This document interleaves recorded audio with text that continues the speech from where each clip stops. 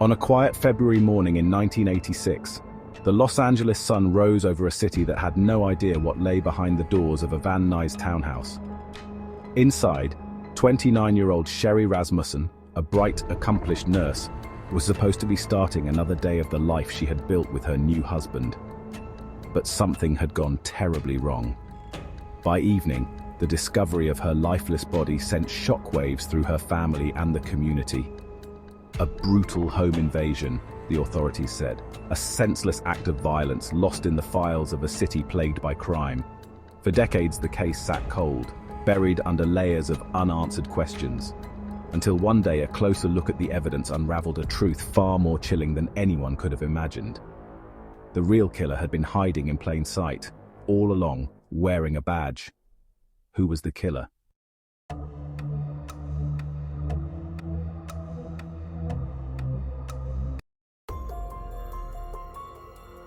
A life full of promise, an obsession that lingered, a betrayal that shook the world. This is Derrick Investigates, and I'm Derrick.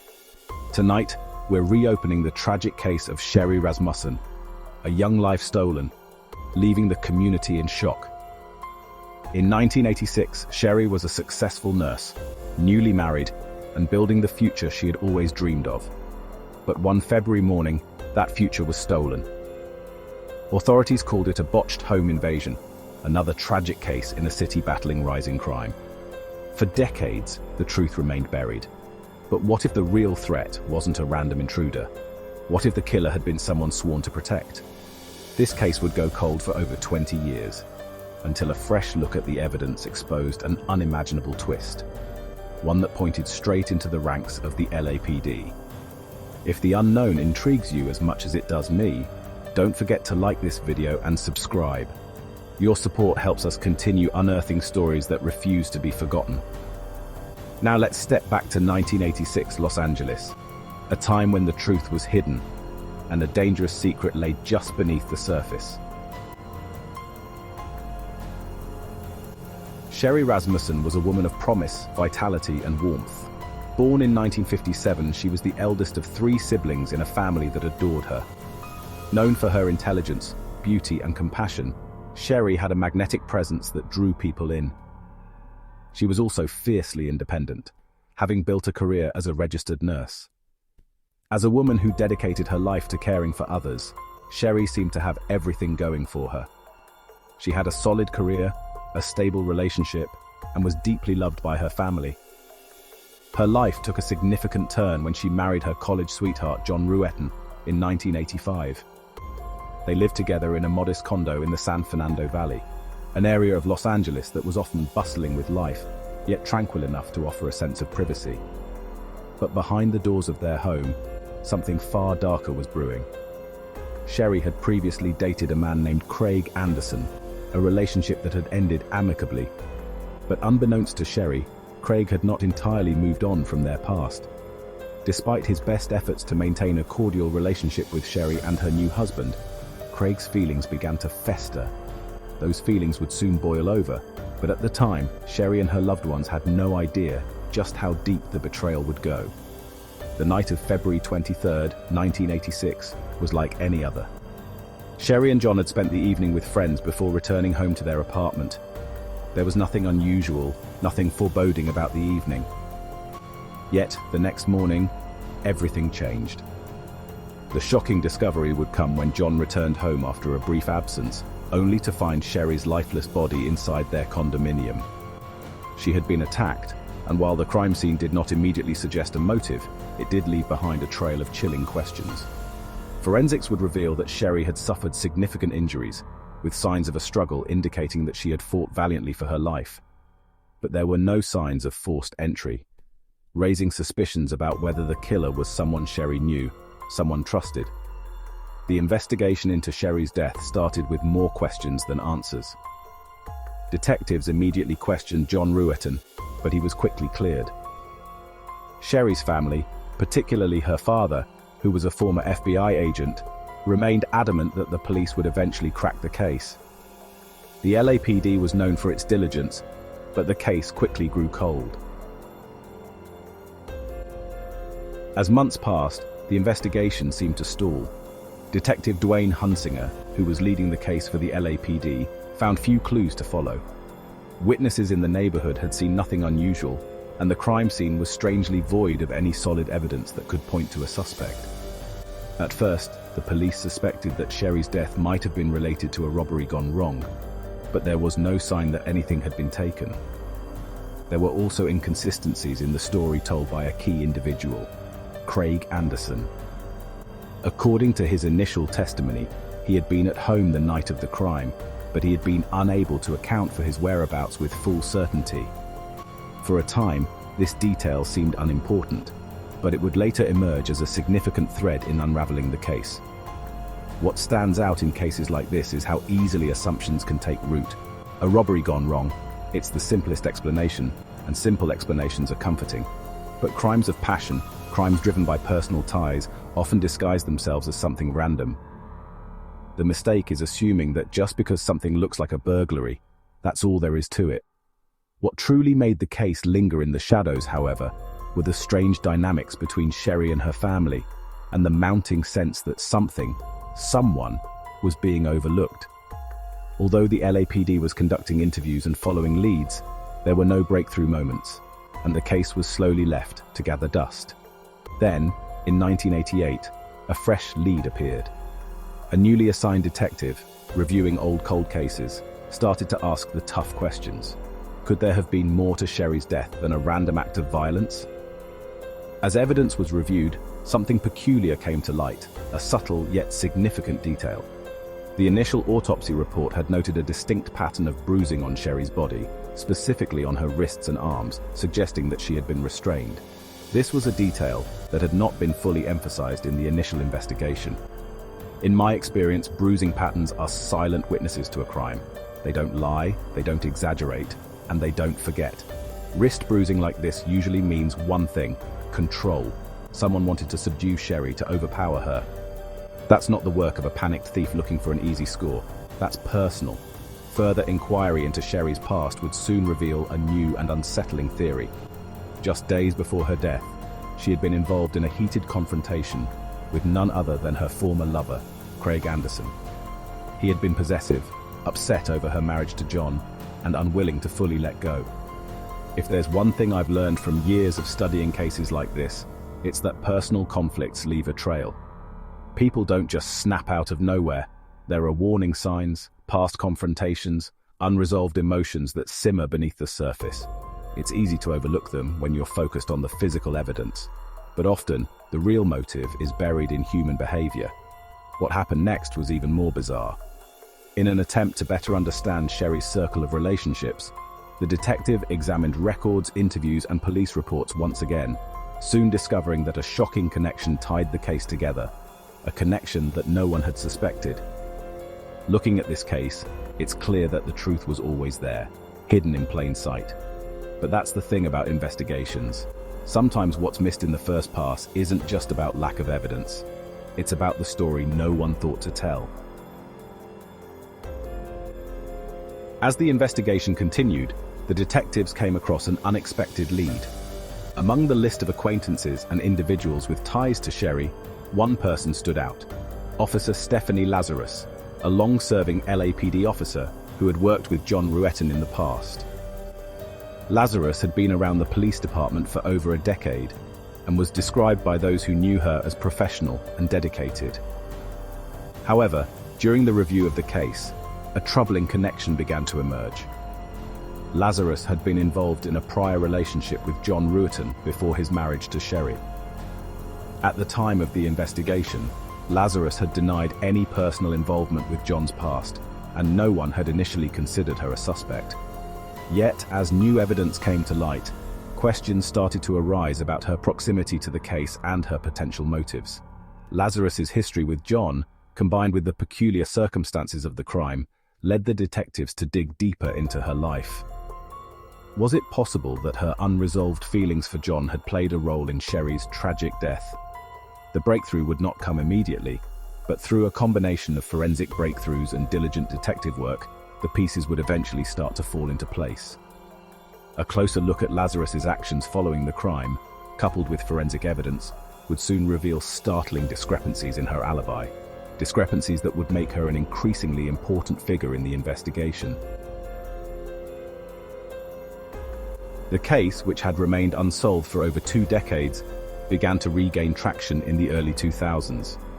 In 2004, Detective Michelle DeLong, now working with the LAPD's cold case unit, took on the Rasmussen case, which had been abandoned by many as an unsolvable mystery. DeLong was no stranger to complex investigations, and she believed that a fresh perspective could breathe new life into the case. She reviewed every detail meticulously, examining old leads and unearthing forgotten evidence. A breakthrough soon emerged when she re-examined the evidence collected at the scene of Sherri's tragic killing, particularly the DNA samples that had been previously overlooked. What strikes me about this case is how crucial advancements in forensic science became in exposing the truth. Back in 1986, detectives relied heavily on circumstantial evidence and witness statements, but DNA testing was still in its infancy. Cases like these remind us that sometimes justice isn't about a lack of evidence, it's about waiting for the right tools to interpret it. DNA testing had made significant advances in the years since Sherri's death, and what had once seemed like a hopeless case began to show promise. The small amounts of DNA found on a piece of Sherri's clothing were reanalyzed, and this time they yielded a crucial clue: female DNA that did not match Sherri's. A previously disregarded lead had now resurfaced, bringing Officer Lazarus back into the investigation's spotlight. In 2004, the DNA match led authorities to reconsider Officer Stephanie Lazarus, who had been serving in the LAPD for years without suspicion. Lazarus had been one of the first officers to arrive at the crime scene in 1986, a fact documented in the initial investigation but never raised alarms at the time.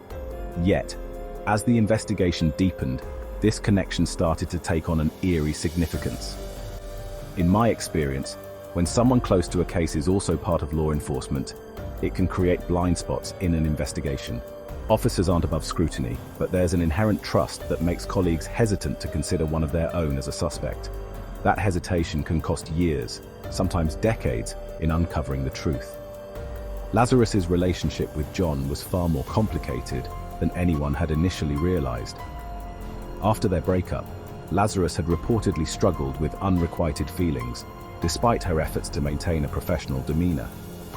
Her relationship with John had become an obsessive fixation, a fact that was corroborated by several of her colleagues who had noticed her lingering attachment to her former lover. But there was more. Lazarus had been in the vicinity of the crime scene when Sherri's tragic death was reported, and her presence there was now being scrutinized in a new light. Could Lazarus have used her position to cover her tracks? Or worse, to facilitate a crime she had been plotting for months? The investigation led DeLong to review Lazarus's personal life and her interactions with the victim. Through interviews with friends and family members of both Sherri and John, a clear picture began to form. It was clear that Lazarus had never fully accepted John's new relationship. Multiple sources close to Lazarus recounted how, after John's marriage to Sherri, Lazarus seemed to grow increasingly bitter. Her jealousy had become more pronounced, and as time went on, her frustration over John's rejection intensified. Jealousy, when left unchecked, has the power to turn emotions into motives. I've seen cases where love turns into obsession, and obsession into something far more dangerous. The question isn't just why someone commits a crime, but at what point their emotions override reason. In Lazarus's case, that point may have come long before anyone even realized. One of Lazarus's former colleagues later revealed that she had made threatening remarks about Sherri during their brief encounters. These comments, though not taken seriously at the time, now seemed foreboding in light of the crime that had unfolded. In 2009, after a meticulous investigation and the accumulation of circumstantial evidence, Officer Lazarus was arrested on charges of murder. The breakthrough came when DNA evidence linked her to the crime scene, providing the crucial proof investigators had long sought. The arrest shocked the LAPD. Lazarus had spent over 25 years on the force, a respected officer in a department known for its high-profile cases. Her colleagues were blindsided by the revelation. Lazarus had skillfully maintained a professional facade, and no one had suspected her of being capable of such a horrific act. Her arrest was a testament to the power of persistence in solving cold cases, as well as the critical role that advancements in forensic science play in ensuring justice. In 2009, Lazarus was initially placed on administrative leave following her arrest, before being formally charged with first-degree murder. The evidence against her was damning, with the DNA match serving as the final nail in the coffin. However, Lazarus maintained her innocence, and her defense argued that the DNA evidence could have been planted, a claim that further prolonged the trial. Lazarus's trial began in 2012, and it was clear that this would be a case that would capture the attention of the public and the media. Over the course of the trial, the prosecution painted a damning portrait of Lazarus, portraying her as a woman scorned, her jealousy over John's marriage to Sherri leading her to commit an unforgivable act. The prosecution's case was bolstered by a mix of forensic evidence, witness testimony, and Lazarus's own actions, which pointed to her involvement in the crime. However, the defense team fought back fiercely, casting doubt on the forensic evidence and suggesting alternative theories about the DNA match. They argued that Lazarus had been framed, and they highlighted inconsistencies in the testimonies of some witnesses. Despite their efforts, the jury found Lazarus guilty of first-degree murder. In 2012, she was sentenced to 27 years to life in prison. The conviction brought closure to Sherri's family, who had long suffered in silence, hoping for justice. Her father, who had never given up on the case, expressed relief that the truth had finally come to light. Sherri's family, including her father and siblings, were present in court when Lazarus was sentenced. For them, it was the end of a painful journey that had spanned over 25 years. They finally had answers to the questions that had haunted them for so long: why Sherri had died and who had taken her life. As the courtroom stood in silence, the final moments of the trial were upon them. Sherri Rasmussen's family had waited for this moment for over 25 years. The chance to see the person responsible for her death held accountable. The courtroom was packed, and Sherri's father, Nels Rasmussen, sat in the front row, his eyes fixed on the defendant. Officer Stephanie Lazarus, who had once served as a respected member of the LAPD, now sat across from him, a convicted murderer. The trial had been grueling. The defense argued that DNA evidence could have been compromised and that no direct proof linked Lazarus to the crime. But the prosecution dismantled these claims, and the jury delivered a unanimous verdict: guilty of first-degree murder. As the judge sentenced Lazarus to 27 years to life, Nels spoke with quiet strength. It's been a long road, but now Sherri can rest in peace. Yet, even with the conviction, the weight of loss remained. Lazarus showed no emotion, a stark contrast to the pain that filled the room. Justice had come, but it could never erase the years stolen from Sherri's life. Lazarus, sitting stone-faced in the dock, showed no sign of remorse, which added a final layer of anger and betrayal to the proceedings. Her lack of emotional response further fueled the public perception of her guilt, a stark contrast to the anguish of Sherri's family. For them, the closure they had waited so long for finally arrived, but it was not without its painful costs. The loss of a loved one, especially under such tragic and violent circumstances, is a wound that never fully heals. Justice delayed is not always justice denied. After more than 2 decades, Sherri Rasmussen's family finally saw the truth come to light. The conviction of Officer Stephanie Lazarus, a woman who once carried a badge and a duty to protect, proved that even those who believe they are untouchable cannot outrun justice forever. Sherri's case is a haunting reminder that betrayal can come from the least expected places. It raises unsettling questions about power, obsession, and the secrets hidden behind a uniform. Here at Derrick Investigates, we don't just tell stories, we search for the truth, no matter how deeply it's buried. If this case gripped you, don't forget to like, share, and subscribe for more deep dives into the mysteries that refuse to be forgotten. Until next time, stay curious, stay skeptical, and keep questioning everything. I'm Derrick, and I'll be back soon with another investigation.